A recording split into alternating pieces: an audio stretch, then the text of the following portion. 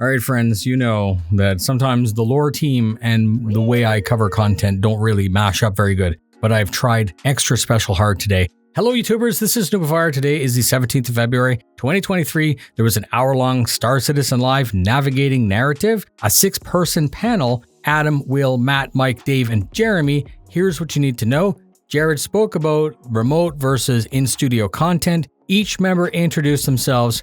Mike is the copywriter, so he makes sure that no one gets sued or makes sure that the people get sued when needed. I'm just joking, as his job is a lot more complicated than that. Adam is a veteran part of the team who checks most everything for continuity. Matt is a narrative designer who works with mission features and AI content to facilitate future missions for us to play. Jeremy is a writer for the PU. He works with the Turbulent teams and others.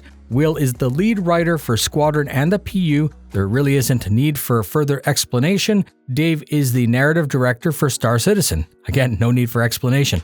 Jared then spoke about some of the legal but somewhat sketchy practices that are being used to import items for him to the UK from the US. Jared asked if story is the first thing or if the thing is the thing first, and then we get story. Dave said it's both and spoke for about 2 minutes about a couple different scenarios, characters, planets, weapons, ships. It all needs lore, and it can be the first thing or it can be the last thing.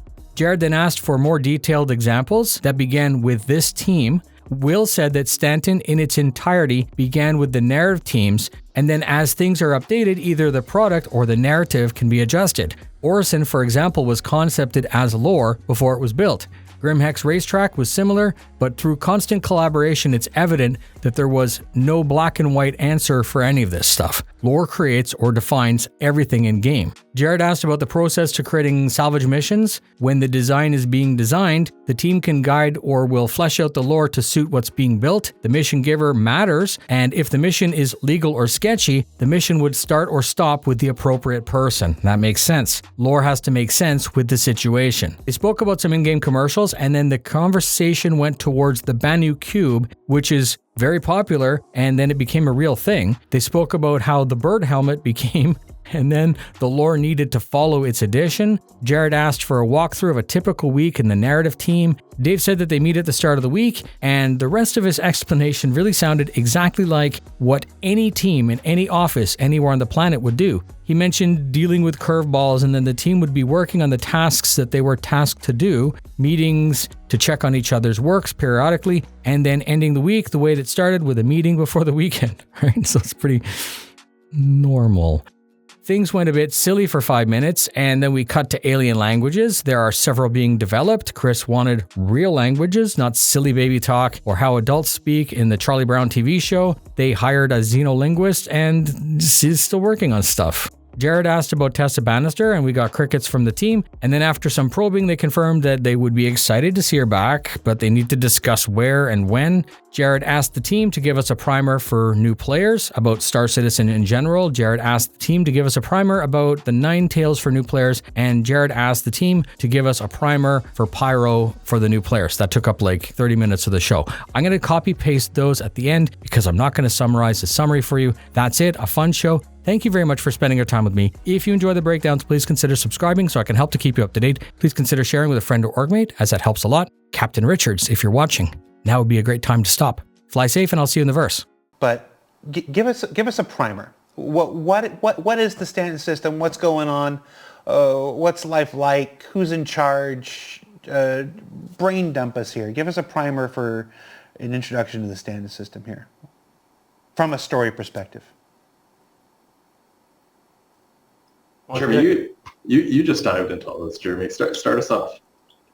What? Sure, yeah. So the Stanton system is kind of like a divided corporatocracy where all the major planets are owned by mega corporations after having purchased the rights to these planets and kicked out some illegal settlers and all that. They've taken these planets and turned them into HQs for their companies that also work as full cities with governments. And as you might expect, a lot of these companies aren't great at being governments. They're not necessarily doing the best job. And so within that, you have a lot of discontent brewing amongst different parts of the populace for various reasons, as well as a lot of criminals encroaching, whether from nearby unlawful systems or just within Stanton itself, where there's not yet a massive lawful presence as the companies are figuring all this out, trying to take advantage of the opportunities and the commerce that's available to be pirated, stolen, etc. That's all transiting through that system. And Jeremy, since you're new here, I'm going to try something. Nobody else help him out. What happened to Tessa Bannister? Where's Tessa Bannister? I don't know. See if maybe I could trick him into revealing something. Anybody else want to help? Every time you're on the show, it's already happened a number of times in the chat. See, the chat's like, Jared! Like, who is Tessa Bannister? Give us, tell us, because we're bringing back Xenothreat and Ninetales, Lockdown, and stuff like this. For folks, again, who are joining and whatnot, they don't know the history or don't know who these people are. Somebody introduce us to Ninetales. Who are they? What do they do? What do they want? What the Ninetales want is a bit unknown at this point. They God damn it. There's a Answer the portfolio question, written Adam. about them. Yeah, I think they've been working towards that 10th tail, I think. That's been... But yeah, there's a portfolio on them where they started off as kind of like a for-hire kind of like gang that was out there pulling big jobs in other parts of the UEE, and for some reason decided to settle at Grim Hex Station and take it over and take full command of it and focus all their efforts in and around the Stanton system at this point. So the reason behind that decision, or what's kind of going on with that, is still up in the air, but they're causing a lot of headaches when it comes to the Stanton system in general, because Grim Hex is technically in the control of the Crusaders planet, and they don't necessarily have the best security protocols or desire to do it, but with it obviously being a quick QT to go to any other place in the system, it's easy for them to go hit another planet, hit their infrastructure, hit their shipping lanes, and then just duck back to Grim Hex, where Crusader doesn't seem to want to do a full-on assault on their own, and the other corporate entities in the system don't seem to have the muster to want to get together to try to take on the program. And the UEE's like, hey man, we sold you guys this system. It's your job to keep it clean. So the UEE doesn't want to get involved. So they're sitting in this nice little like gray zone, just causing trouble for some reason. So we don't want to get too far into it, but as a general primer for Pyro, for people who, again, most of the show is for this week is for folks who are relatively new to the project, who have never seen you guys, heard you guys.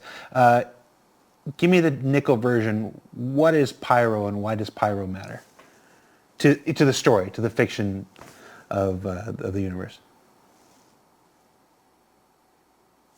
Somebody want to take a stab? Okay. So Pyro is going to be an interesting addition to the game in general. Basically, the idea is, with it at its core, Pyro is a lawless system, so it is technically unclaimed by the UEE, which is our sort of reigning human government body. And it got its name from basically the idea that the star at the center of it is very unstable, and so it is a kind of unpleasant place to live. That's why the UEE basically kind of deemed it as, we don't really care about it, let people kind of mine it for a bit and exploit it, but with no intention of kind of settling the planet. So with that sort of vacuum of authority, it became a place for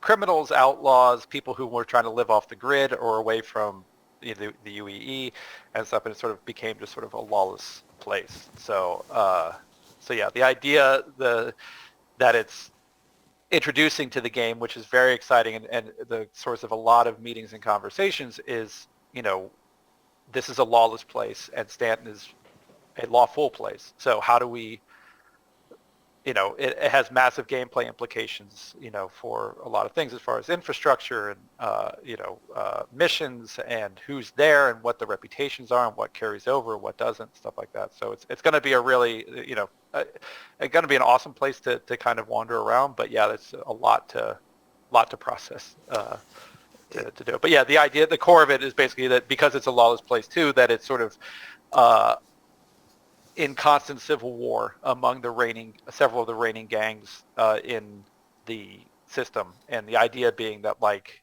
the hope, the ultimate dream of it was that there would be a point where we would have that, you would see that power struggle going on. So it wasn't a place with again, as compared to Stanton, this was a place that had a shifting power structure. So Xenothreat might be in charge 1 month or 6 months or 1 year, and then the headhunters might be in charge because they take control of it. And so you see that kind of power dynamic change in the system, which, I don't know, for me has always been one of the most exciting